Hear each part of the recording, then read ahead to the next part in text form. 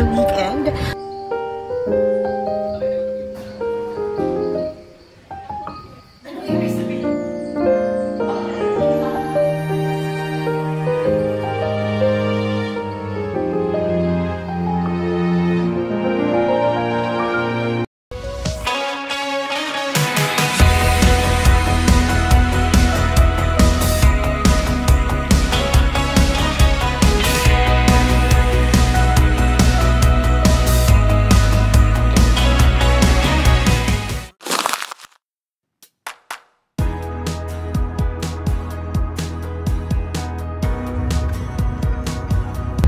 After a few days, ayan po, nakalabas na po tayo ng bahay. It's Saturday, it's a weekend.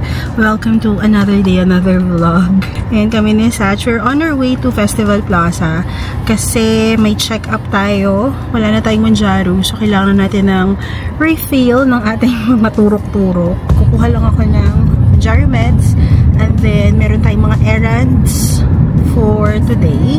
And then later this afternoon, mag-review tayo ng bahay kasi si Kathy gusto nang lumaya sa bahay. Charan. So, lilipat na si Kathy. Oo. Gusto na niyang maging gusto niya maging adulting. So, lilipat na siya ng bahay. We're viewing studio apartments dito sa Discovery later. And kung may magustuhan siya doon, by end of the month, ata siya lilipat. OFW independent living ang peg niya.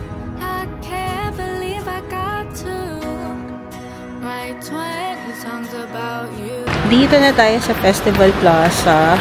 Nauna na akong bumaba kasi si Sach na lang yung mag-park.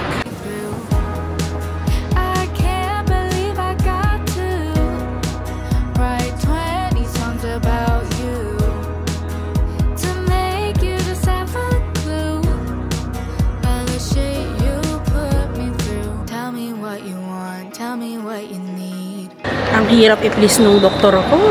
Nilalait na naman ako. Hindi daw ako pumayat. But anyways, nag-refill na tayo ng medicine. It's 15 mg. Tapos for 3 months siya. Sana walang maging problema kasi may mga kinukwento siya na yung iba kahit na-approve na before, parang hindi na naman in-approve. Para secured na yung Mounjaro ko for the next 3 months. Kailangan ko talagang i-watch out, i-look out yung mga food intake ko. Kasi nga, wala pa kami sa target weight, which is mga 10 kilos away pa kasi ako sa target weight namin para maging okay yung BMI ko. Here's the pharmacy. Let's go! Mukhang inubos nyo yung Mounjaro sa Health Hub. Walang stock ng 12.5 at saka 15. So, binigay sa akin yung prescription. Pupunta ako sa Life. Check natin kung meron. Sana hindi maging problema kasi minsan pag, alam mo yun, baka hinga nung supporting document or something. Sa insurance naman nila sinasubmit. Irrelevant kung anong pharmacy. Sana walang problema. Pumunta kami ng Life Pharmacy. I-check daw nila from other branches yung 15 mg. Kasi ang meron lang sila dyan ay 12.5 mg.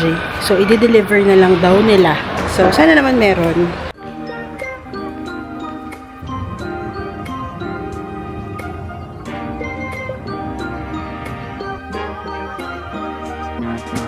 Nandito na pala kami sa Bourjuman. Tapos na yung errand namin sa Karama. Ayan. Na-check ko lang yung bracelet ko na naputol actually. Right now, magli-late lunch kami. It's already 2:21. Kain lang kami dito sa Bourjuman. Usually, pag sa Karama area kami napupunta, ang kain talaga is Bourjuman. Hindi ko alam kasi kung saan pwedeng kumain. Medyo madumi si Nikki. Nagpalinis na lang din kami dito sa Bourjuman. 20 dirhams daw. Siya, medyo madumi siya. Sushi something, sushi your way. Wala na pala.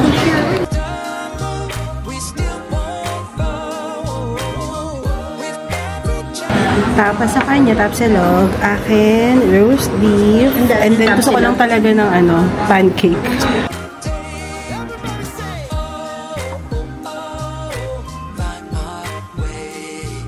Taray, nag-shopping. Coldplay. Wow, Coldplay daw. Dumaan lang kami sa watch shop. Magtitingin lang kami ng watch. May gusto siyang watch. Now, alis na kami ng Bourjuman. Diretso na kami ng Discovery para i-meet sila doon and to view properties. Linis na ni Nikki.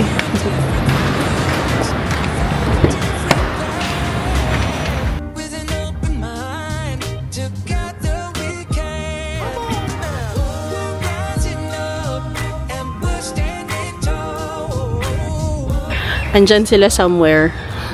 First floor daw. Ito si Luke. Yan si Nikki, magkatabi lang. Ayun sila. In fairness naman, okay yung ano niya, medyo tahimik dito. Tapos, yung daan papunta doon, yung mga grocery na. O, diba? Walking distance lang papunta na sa grocery si Cathy. Tapos, malapit yung metro lang din dito. Street secret. Nag-stairs na lang. Kasi malayo ka pag nag-gift. Sa... Wow. 44-45 including chiller daw. Okay. Ay, kaya lang, 4 lang yung ano. Maganda ka, yung orientation ng hangin. Hindi mo pala kailangan ng movers daw. Okay naman to sa'yo. Ha? Okay naman. Ayan, meron pa kaming isang titingnan dito. This is the second unit dito sa building na to. Nasabi ko ba, 44-45 ata yung kanina studio. May chiller ng kasama. Ano yung sabihin? Ang ganda ng view. Meron may sabihin. Oo. Ayan. Tingnan naman natin yung ceiling. Wala pa yung end. Kati end lang. Yan. End lang. So, next building kami. Parang yun sa amin. Sa 14. Ito yung 44,000. 444. Ito yung banana kina Ate Mel. Ganito yung kabila lang. Parang mas malaki pa nga ata yung ano nun eh. Medyo madilim na kasi dahil paggabi na. Tapos wala namang mga ilaw pag mga ganyang vacant property.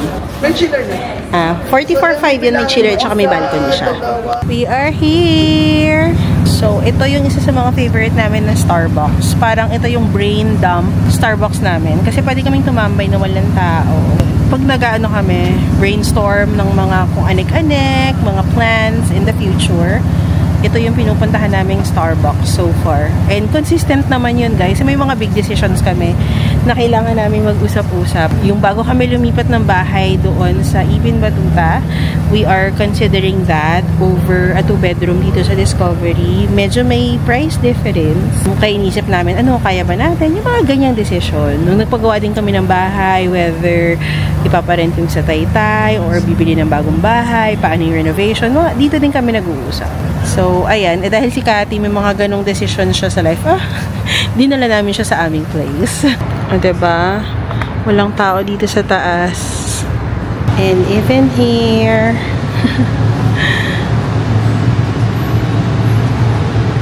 Sobrang peaceful talaga ng Starbucks nito.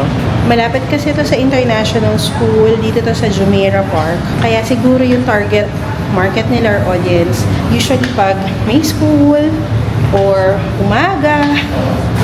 Ganyan. Kasi maraming mga bata, yung mga parents, nag-aantay siguro.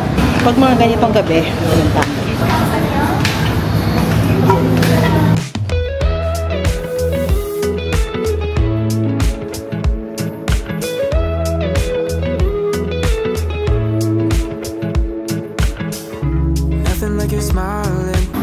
Pinaka-donut.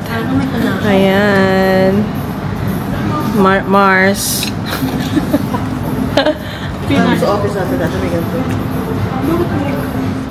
Home na. Kita nyo ba yung ayan? Oh. Hindi pa rin tapos hanggang ngayon. Ayan, oh. Hindi pa tapos. Saya-saya. Yan po yung mga tubig namin sa bahay. So, ito na yung ating manjaro.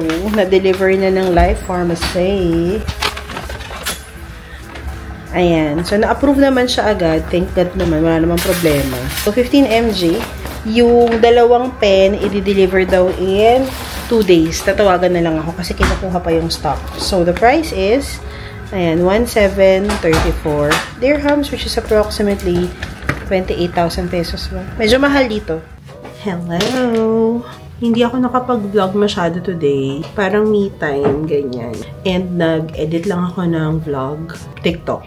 So, kailangan kong maghabol, mag-catch up. Kaya yun yung ginawa ko. And then, kagabi pala dumating na tong Manjaro pen natin. And naka 15 mg ako. So, from 10 mg to 15 mg, yun yung sabi ng doktor ko ha. Siyempre, guided ako by my doctor. Baka mamaya meron din yung mga doctors yung sinasabi otherwise. Tapos eventually, di-decrease niya yung dose kasi this is the highest dose of Mounjaro, which is the 15 mg. Sana mas maging okay yung result sa akin talking about doon naman sa losing weight. Kasi sa sugar, okay na ako eh. So far ha. And then, doon sa losing weight, medyo nag-plateau tayo. So, gusto ko sana mas mag-lose pa tayo ng weight to reach the ideal weight. I'm 11 kilos away from my ideal weight. Malayo pa guys, malayo pa talaga. But I'm happy. Pag nakikita nyo na medyo nag-improve ako with talking about my weight or my body, kahit nung bakasyon ko sa Pinas, mga nasasabi naman na pumayat naman na din ako. Pag nag-okay na yung BMI and then few months na na-stabilize ko yon and then I'm off with Mounjaro sana. The plan is sana before 1 year is maging okay siya na wala na akong Mounjaro, na hindi ako magiging dependent sa Mounjaro kasi hindi naman forever ako mag-Mounjaro eh. Ayan na, gawin na natin tong ating first shot of 15 mg.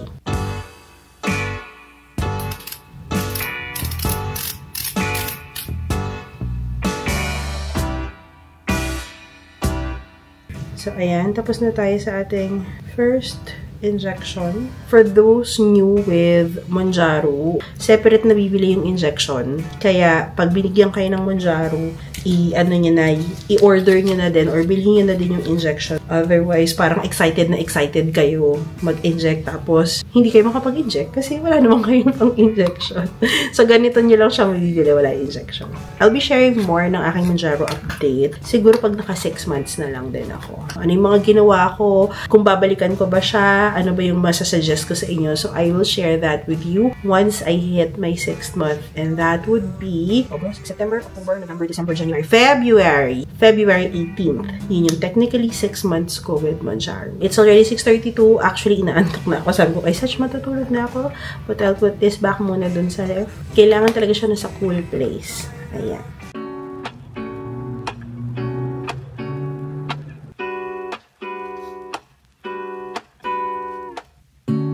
Lazy Sunday mornings, hiding under covers. I don't mind staying in with you. Play your favorite movie, laying right beside me. I don't mind when it's just us two. That corner coffee shop we like to go. Late night walks with you to take me home. With you I never feel alone. These little songs make me glad to call you mine, and you have got my head. Hi! So, tapos na tayong mag-shower from gym. And right now, ginagamit ko lang tong nabudol sa amin na product. Nung nagka-facial kami the last time. So, this is yung Perfectio. Ito rin yung ginagamit kasi dun sa facial. Wala na ngayon yung mga prick-prick. Hindi na uso daw sa mga facial. Di ba? Minsan parang yung piniprick pa nila yung mukha mo, yung pimple mo, blackheads mo na ang sakit-sakit. This is the new generation. I mean, baka may newer version pa nito for sure. But, gone were the days na ganun yung ginagawa para magpa-facial. Yan, nabentahan pa po tayo ng machine, opo. Tapos, may mga in-add-on sila na product or na mga services nila. Yun yung mga ginamit namin the last time. Meron tayong drip. Ayan, isa kami ni Satch ng drip. And meron tayong cryo, yung fat freezing something. So, we have 6 sessions of those. Nakadalawa na kami. So, wala namang expiry. So, meron pa kaming 4. And then, pag uwi ng Pinas, gagamitin namin. And then, meron pa kaming premium facial. Ay, hindi pa kaming nagagamit actually dun sa premium facial. 6 din na facial. And then this one, yung first month, you have to do this at least 3 times a week. And then after the second month mo na, parang pwedeng once or twice a week ba? Or once or twice a month. Hindi ko pa na ano. Wala pa ako dun. I-review ko na lang ulit. Upward motion siya lagi. So, ayan. Mga pang anti-aging, So, you just have to do this mga around 10 minutes. Hindi, nakaka-minimize siya ng fine lines. Parang anti-aging, ganun. Basta, search nyo na lang. Perfectio. Baka mali-mali pa akong masabi. Wala naman akong code. Charot. And then, after yung paggamit natin ng Perfectio, saka lang ako nagsi-skincare. Ito yung ginagamit ko. Hyaluronic sa morning. Pinapaubos ko yung Skintific ko na 5 times ceramide. Kunti lang, pea-size. And then, sunscreen. Siyempre, kahit nasa bahay, dapat nagsa-sunscreen. So, yeah, that's it. Kain na tayo.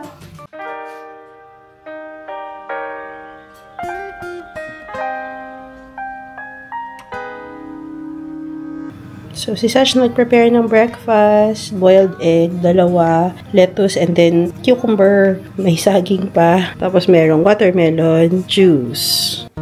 Long time waiting to hear a word back from you. Medyo makalat. So, maglimpit-limpit muna tayo, no?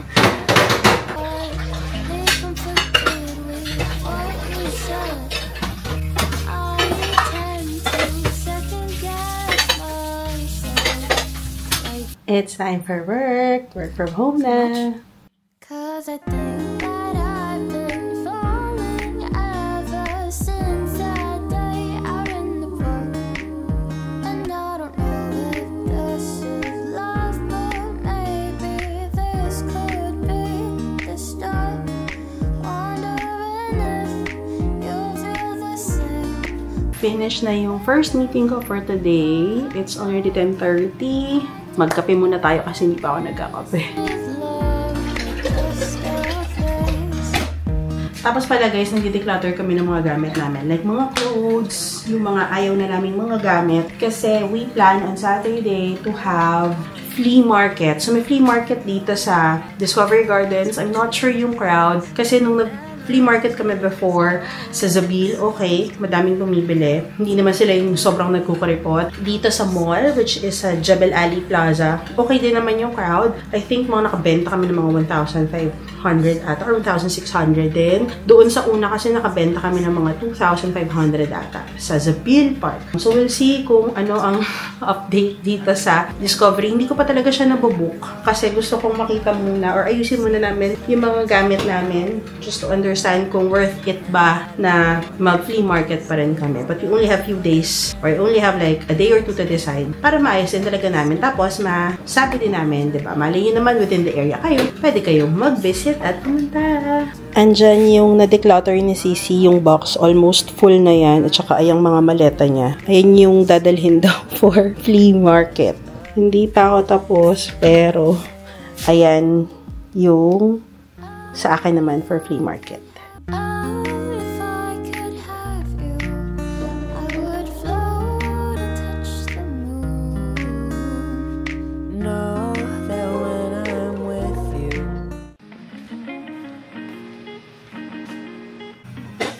Late lunch kami.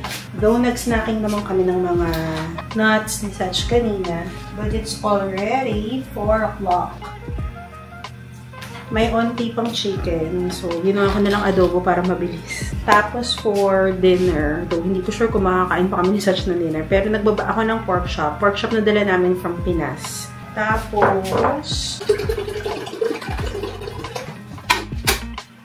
Tapos meron kaming dinala na shirataki rice from Pinas. Kasi syempre mas mura naman doon, 'di ba? Kaso 3 kilos lang yung nadala namin. Tapos 'di ba sabi, ilagay sa glass ang mga kanin, mga bigas. So, pag-glass na.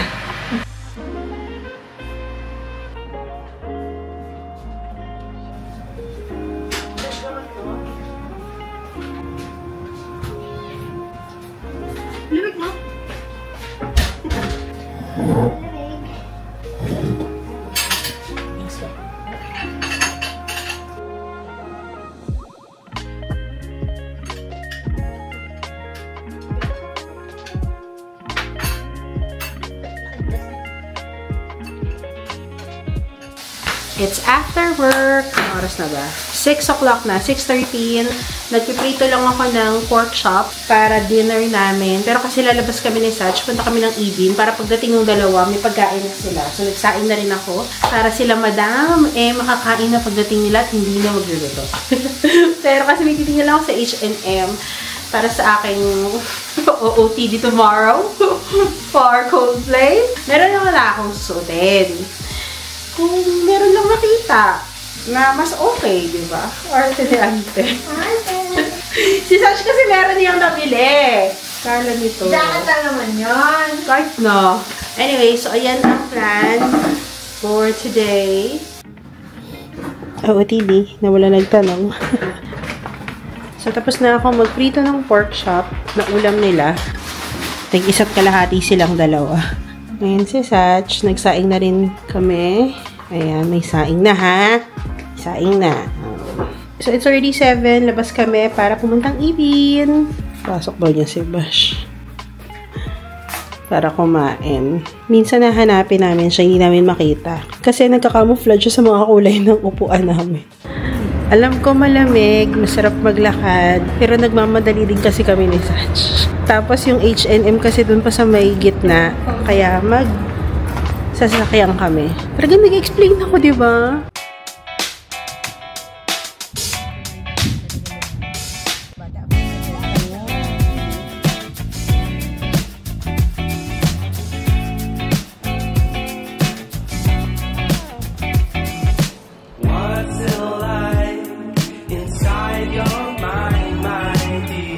Nakarami na. So, humabol pa sa Dubai Shopping Festival. May pasok pa yan, after work pa yan. Yan o. Yan yung mga nabili. And gusto ko to.